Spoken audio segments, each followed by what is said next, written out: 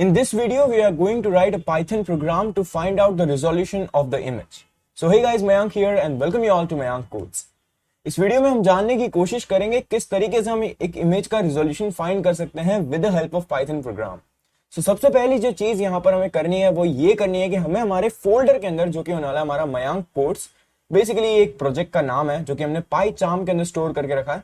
तो हमें इस प्रोजेक्ट के अंदर एक इमेज को स्टोर करवाना है और यहाँ पे जो एक बहुत ज्यादा इंपॉर्टेंट चीज है वो ये है कि ये इमेज का जो टाइप होने वाला है, जो एक्सटेंशन होने वाला है, जो फॉर्मेट होने वाला है वो होने वाला है JPEG format. Well, JPEG format stands for JPEG and JPEG का फुल फॉर्म होता है वो होता है joint photographic experts group. Okay, so हमें इस फॉर्मेट की जो इमेजेस हैं वो ही स्टोर करनी है। Well, as you can see over here, मेरे पेंट के अंदर जब मैं इसे सेव करता हूं तो मेरे पास बहुत सारे फॉर्मेट्स आते हैं।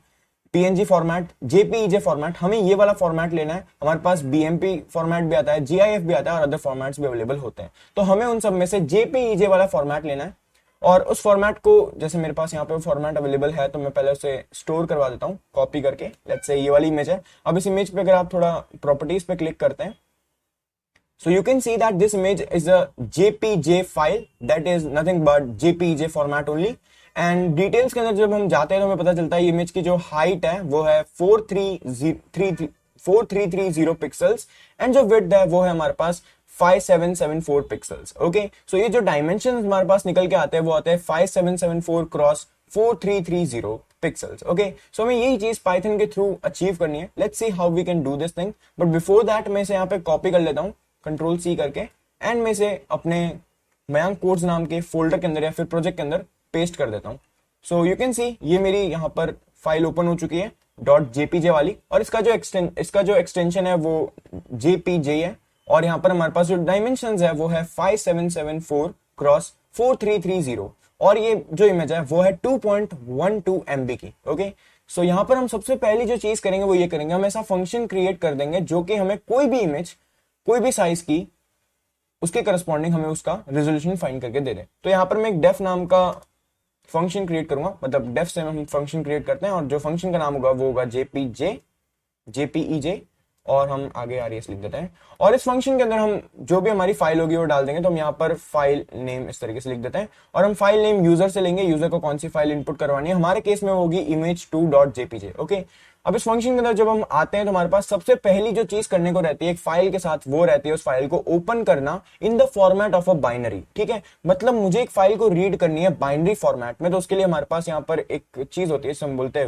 With open and then you just need to write file name, wait a minute, okay, and after that you need to just put a comma and then you have to write rb, okay, and then you just need to write as img file. Okay, so यहाँ पर basically मैंने जो भी मेरी file है उसको read किया है इन बाइनरी फॉर्मेट और उस फाइल को मैंने रखा है एज इमेज फाइल, मतलब अब उस फाइल का नाम हो चुका है इमेज फाइल। अब मैं जितने भी चीजें उसको एक्सेस करने के लिए यूज करूंगा वो मैं यूज करूंगा as an image file. Okay, so यहाँ पर हम इमेज फाइल के बाद इस तरीके से एक कॉलन लगा देते हैं और इसके नीचे हम आते हैं और हम यहाँ पे कुछ चीजें लिखेंगे जिससे हम उस फाइल के बारे में और ज्यादा डेटा एक्सट्रैक्ट कर पाए। वेल, अब हम बात करते हैं थोड़ी और जेपीजे डॉट फॉर्मेट की फाइल के बारे में। ऐसी फाइल्स के अंदर जो हेडर पार्ट होता है बेसिकली उसके अंदर हमारे पास most of the data available होता है। मतलब ये जो जेपीजे फाइल है इसके अंदर मेरे हेडर के अंदर ही मेरे पास किस टाइप के कलर्स है, यानी कि जो आरबीजे वाला फॉर्मेट होता है वो, और हमारे पास जो हाइट होती है वो, और हमारी जो विड्थ होती है वो, ऐसा सारा डेटा हमारे पास हेडर के अंदर अवेलेबल होता है। एग्जैक्टली जो हाइट होती है वो हमारी जो स्टोर होती है वो होती है 164th पोजीशन पे। ठीक है, तो हम यहाँ पे एक और चीज करते हैं। सबसे पहले हम यहाँ पे, क्योंकि हमारी जो फाइल होती है वो होती है स्टोर्ड, हाइट होती है स्टोर्ड 164th पोजीशन पे, तो हम यहाँ पर एक कमेंट करके लाइन लिख देते हैं। लेट्स से मेरी जो हाइट है HEIGHT, sorry for this, of image is at position 164। ठीक है, तो अब जो भी मेरी इमेज है वो स्टोर्ड है 164th पोजीशन पे, यानी कि मुझे 164th से पहले वाली जितनी भी चीजें हैं उसे मुझे सीक कर लेना है। तो मैं यहाँ पे एक फंक्शन होता है पाइथन के अंदर, वो मैं यूज करने वाला हूं जो कि होने वाला है img file डॉट सीक। अब मुझे सीक 163 तक करना है, तो मैं यहाँ पे 163 लिख दूंगा। बेसिकली ये जो फंक्शन है सीक, ये क्या करेगा, 163 पोजीशन पे जितनी भी चीजें है उस फाइल की वो सारी स्टोर कर देगा और 164 से उस चीजों को रीस्टार्ट कर देगा। ओके, सो मैं यहाँ पे क्या करता हूँ, अब मेरे पास क्योंकि 164 से कहानी स्टार्ट हो चुकी है, तो मैं यहाँ पे नीचे आता हूँ और मैं यहाँ पे हैशटैग करके रीड द नेक्स्ट बिट्स। अब बेसिकली ये नेक्स्ट 2 बिट्स मतलब 164 और 165 को रीड कर लेगा। अभी रीड कैसे करेगा, तो हमारे पास एक फंक्शन होता है रीड के लिए, जो कि हमारा होने वाला है img और बाद में फाइल और डॉट रीड करके, ठीक है। तो हमें रीड करके उसे कहीं स्टोर करवाना पड़ेगा। लेट्स से मेरे पास यहाँ पे a है, मैं इसे a के अंदर स्टोर करवाता हूँ, तो मैं यहाँ पे img एंड फाइल लिख के डॉट रीड, और मुझे कितने बाइट्स रीड करवाने हैं, तो मुझे बेसिकली 2 बाइट्स ही रीड करवाने हैं, क्योंकि मेरे पास जो भी हाइट की इंफॉर्मेशन स्टोर्ड होती है ना, वो 2 बाइट के अंदर स्टोर होती है 64 पोजीशन पे, और इसीलिए मैंने यहाँ पे 2 बाइट्स को स्टोर करवा लिया। तो 164 और 165 पोजीशन पे जो भी डेटा होगा वो यहाँ पर अब स्टोर हो चुका है ए के अंदर, और ए मेरा बन चुका है टाइप बाइट्स का, ठीक है। तो अब यहाँ पे ए मेरा एक वेरिएबल है, इसका टाइप है बाइट्स। उसके बाद अब यहाँ पे क्योंकि मेरे 2 बाइट्स स्टोर हो चुके हैं, तो अब मैं क्या करूंगा, अब मैं यहाँ पे कैलकुलेट करूंगा मेरी हाइट को, HEIGHT। ओके, सो यहाँ पे हाइट कैलकुलेशन। ओके, सो मैं यहाँ पे हाइट कैलकुलेट करूंगा। हाइट कैलकुलेट करने का एक डायरेक्ट फॉर्मूला है जो कि आपको शायद समझ आ जाए। Well, I will try my best to explain you this. Okay, तो यहाँ पे हाइट इक्वल्स टू अपन को लिखना है, height equals to, we have to write something like a of 0 and then we have to use left shift operator. Okay, so ये left shift operator basically हमें 8 तक करना है, उसके बाद हमें इससे ऐड करना है a of 1. So as you guys can see, मैंने यहाँ पे 2 बाइट्स लिए। सो पहले बाइट का जो हमारा जो पहला बाइट होगा वो A0 पे स्टोर होगा और दूसरा बाइट मेरा A1 पे स्टोर होगा। तो पहले बाइट को मुझे लेफ्ट शिफ्ट देना है 8 का। अब लेफ्ट शिफ्ट का मतलब क्या होता है, बेसिकली मैं यहाँ पर अगर आपको अगर इस चीज को समझाने की कोशिश करूं, अगर मेरे पास यहाँ पे बाइनरी फॉर्मेट में नंबर है 100, तो अगर मैंने इसे लेफ्ट शिफ्ट देना 8 से, तो मुझे यहाँ पर 2 3 4 5 6 7 8 बार 0 प्लेस करना होगा लेफ्ट की साइड, मतलब लेफ्ट टू राइट की साइड। बट अगर यहाँ पे ये कुछ इस तरीके से दिया हुआ होता तो मुझे इस तरफ 8 बिट शिफ्ट करना होता, यानी कि मुझे इस साइड नहीं, मुझे इस तरफ 8 बिट लेके जाना पड़ता, यानी कि मैं और इस तरफ आ जाता, यानी कि ये 1 भी चला जाता और मेरा आंसर 0 हो जाता, ठीक है। बट क्योंकि ये राइट साइड है, मतलब लेफ्ट साइड है, तो मैं इस साइड जाऊंगा और मेरे लेफ्ट कितनी बार जाना है, मुझे 8 बार जाना है, तो मैं टोटल 8 टाइम्स इस तरफ 0 ऐड कर दूंगा।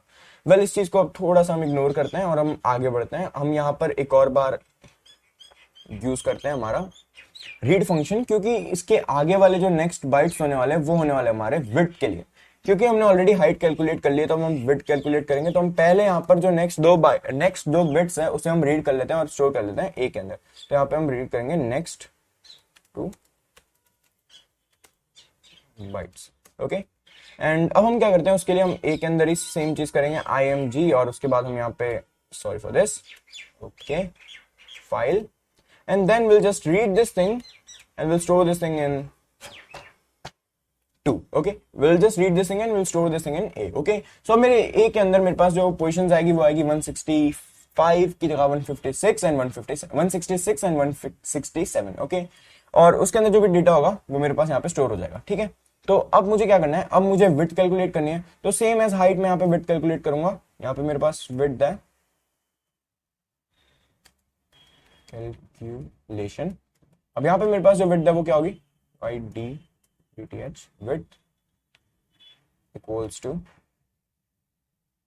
मेरे पास होगा यहाँ पे a क्रॉस a के अंदर 0, एंड सिमिलरली मैं यहाँ पे लेफ्ट शिफ्ट करूंगा plus a of 1।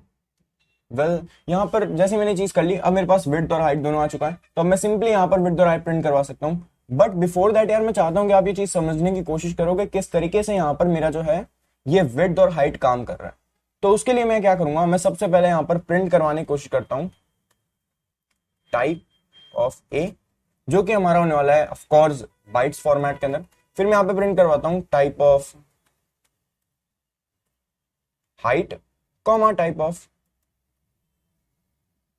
Width. Okay, तो जब मैं दोनों चीजें यहाँ पे करवा देता हूँ तो उसके बाद मुझे टाइप पता चल जाएगा। और क्योंकि मैंने हाइट का ही फॉर्मूला लिखा है, तो लेट्स सी कि फॉर्मूला किस तरीके से काम करता है, ताकि आपको एक clear understanding about this concept. Okay, so मैं यहाँ पर एक काम करता हूँ, मैं इसके नीचे प्रिंट करवा देता हूँ ए एंड बी की वैल्यू, प्रिंट ए कॉमा बी, जिससे मुझे नहीं ए ऑफ 0 कॉमा ए ऑफ 1, जिससे मुझे थोड़ा आइडिया मिल जाए ए और बी A1 के वैल्यू के बारे में भी, ताकि मैं यहाँ पर विड्थ कैलकुलेट कर पाऊँ, क्योंकि मैंने यहाँ पे ए को ऑलरेडी नेक्स्ट 2 बाइट्स के लिए रीड कर लिया है, तो मैं शायद हाइट कैलकुलेट नहीं कर पाऊंगा, बट मैं विड्थ कैलकुलेट कर सकता हूँ।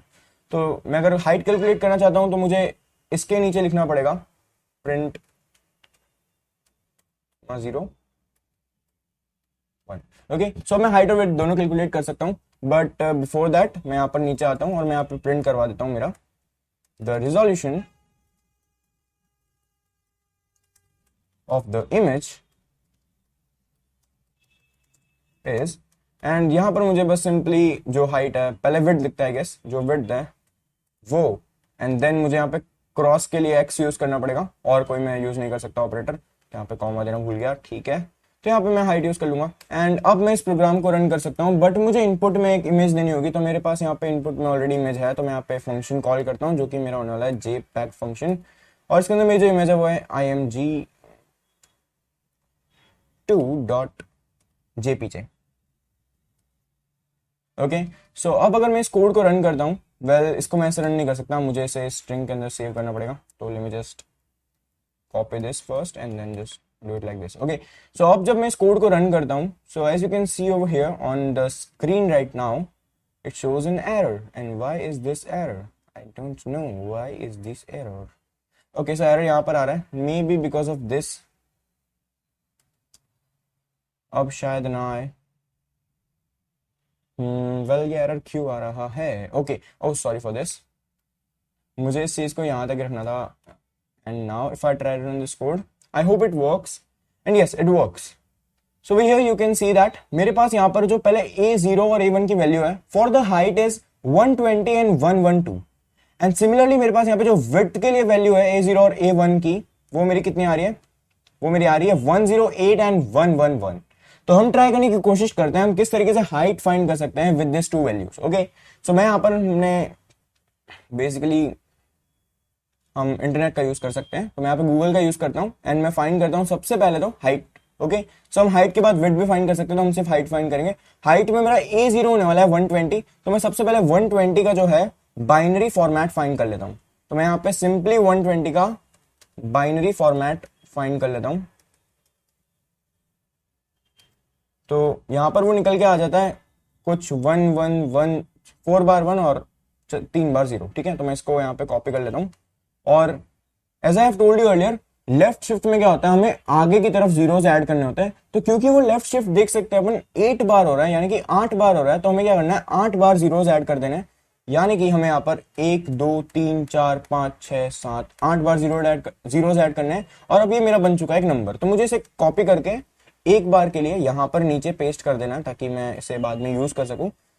और उसके बाद मुझे जो सेकंड चीज करनी है वो ये करनी है, मुझे 112 का बाइनरी फॉर्मेट फाइंड करना है, जो कि हमारा होने वाला है कुछ आई डोंट नो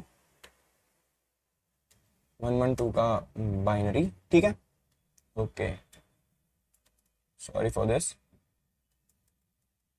ठीक है, तो हमारे पास 112 का बाइनरी भी आ चुका है, जो कि कुछ ऐसा है, तो मैं इसे कॉपी कर लेता हूँ अब, और मैं सिंपली यहाँ पर इस चीज को इसके जस्ट नीचे पेस्ट कर देता हूँ। So as you can see भैया, मुझे इसको थोड़ा सा आगे करना पड़ेगा ताकि मैं यहाँ पे कैलकुलेशंस भी कर पाऊँ। अच्छा ठीक है, तो मेरे पास यहाँ पे जो फाइनल आंसर निकल के आता है वो आता है मेरा 1111, 4 बार 1, उसके बाद मेरे पास आता है 000, 3 बार 0, 4 बार 0 आई गेस, उसके बाद फिर 3 बार 1 और फिर 4 बार 0। तो ये मेरा फाइनल आंसर आ जाता है। अब मैं इसे कॉपी करके चेक कर लेता हूँ, क्योंकि मैंने यहाँ पे ऐसे ही किया था, मैंने यहाँ पे पहले इसको लेफ्ट शिफ्ट दिया था 8 बार, फिर मैंने उसको ऐड कर दिया था A1 के साथ। तो मेरा A1 जो होने वाला है वो मेरा कुछ इतना होने वाला है, और मेरा जो A0 होने वाला है वो 8 बार लेफ्ट शिफ्ट हो गया, वो कुछ इतना होने वाला है। और फाइनल आंसर यहाँ पे मेरा आ चुका है, तो मैं इसे कॉपी करके एक बार डेसिमल के अंदर चेक कर देता हूँ क्या होने वाला है। ठीक है, सो मैं अगर इसे यहाँ पे कॉपी करके यहाँ पे डेसिमल लिखता हूँ, decimal. Okay, so I hope answer आ जाए। सो इसका आंसर कुछ 30832 आ रहा है, 30832। Okay, so 30832। So yes, I achieve this functionality, मेरे पास आंसर आ चुका है। रिजोल्यूशन आप चेक कर सकते हैं, रिजोल्यूशन में जो मेरी विड्थ है यानी कि जो मेरी हाइट है वो मेरी कुछ 830,832 ही आ रही है। अब हम विड्थ भी ऐसे कैलकुलेट कर सकते हैं, मुझे 108 का पहले बाइनरी फॉर्मेट करना है, फिर मुझे उसके आगे 8 जीरोस ऐड कर देना है, उसके बाद मुझे 111 का बाइनरी फॉर्मेट फाइंड करना है, फिर मुझे उन दोनों को ऐड कर देना है, और जो भी आंसर आएगा फिर मुझे उसे डेसिमल में कन्वर्ट करके मैच करना है 27759। आपका आंसर वही आएगा, ठीक है। तो उसके पहले हम यहाँ पर और चीजें भी देख लेते हैं। मैंने यहाँ पर टाइप ऑफ ए देखा था, तो मेरा बाइट्स होने वाला है, एंड यहाँ पर मेरे पास type of height and width जो होने वाला है वो मेरा इंटीजर टाइप होने वाला है, और इसीलिए हमें यहाँ पर इसको पहले बाइनरी में कन्वर्ट करके फिर से इंटीजर में कन्वर्ट करना पड़ेगा, ठीक है। हम बाइनरी में इसलिए कन्वर्ट करते हैं क्योंकि हमें यहाँ पर लेफ्ट शिफ्ट परफॉर्म करना है। ओके, सो ये सारी चर्चा के बाद अब हम ट्राई करते हैं देखने की कि यहाँ पे एरर बेसिकली क्या है, ठीक है। So as you can see हमारे पास यहाँ पे रिजोल्यूशन भी आ रहा है, जो कि आ रहा है हमारा 27759 क्रॉस 30832। बट जब मैं इस इमेज पे क्लिक करता हूँ, as you can see over here, मेरा जो रिजोल्यूशन है वो है 5774 क्रॉस 4330। ओके, सो ये काफी ज्यादा आ रहा है उससे, और ऐसा बेसिकली इसलिए हो रहा है क्योंकि मेरे पास यहाँ पे जो इमेज है वो है कलरफुल इमेज। क्योंकि इमेज कलरफुल है तो इसीलिए यहाँ पर आंसर्स के अंदर आपको वेरिएशन देखने को मिलेगा इस तरीके का, और इस इमेज की जो साइज है वो भी काफी ज्यादा है, ठीक है।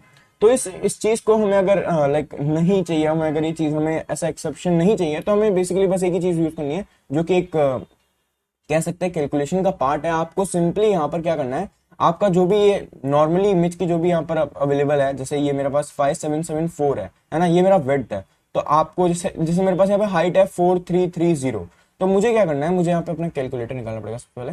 तो मुझे कैलसी लिखना पड़ेगा, CAL कैलकुलेटर। ओके, सो मुझे क्या करना है, मुझे यहाँ पे 4330 के अंदर सबसे पहले मुझे मल्टीप्लाई कर देना है 3। वो मैं इसलिए कर रहा हूं क्योंकि यहाँ पर मेरे पास 3 बाइट्स ज्यादा हो जाते हैं जब मैं 24 बिट कलर, मतलब 3 बाइट्स ज्यादा हो जाते हैं। और ऐसा इसलिए होता है क्योंकि मेरे पास जो इमेज है वो ब्लैक एंड व्हाइट नहीं है, वो मेरे पास कलरफुल है, ठीक है। तो मुझे RBG का जो 3 कॉम्बिनेशन बनता है सबसे, मुझे 3 बाइट्स ज्यादा यूज होती है, और प्लस इमेज की जो साइज है वो भी काफी ज्यादा है, जो कि 2.12 MB।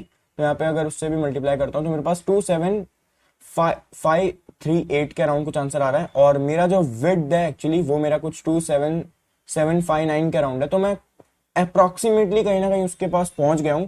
बट अगर इसका आपको एग्जैक्टली आंसर निकालना है तो थोड़ा सा ट्रिकी हो जाता है, तो इसलिए हम उस आंसर की तरफ फोकस नहीं करते हुए हम एक ऐसी इमेज लेते हैं जो कि हमारी ब्लैक एंड व्हाइट इमेज है, ठीक है। तो एक ब्लैक एंड व्हाइट इमेज बनाने के लिए मैं यहाँ पर अपना पेंट ओपन कर लेता हूँ, एंड पेंट के अंदर मैं सिंपली सर्कल्स बहुत सारे बना देता हूँ ब्लैक कलर के, तो मेरी ये ब्लैक एंड व्हाइट इमेज इस तरीके से फॉर्म हो जाएगी, ठीक है।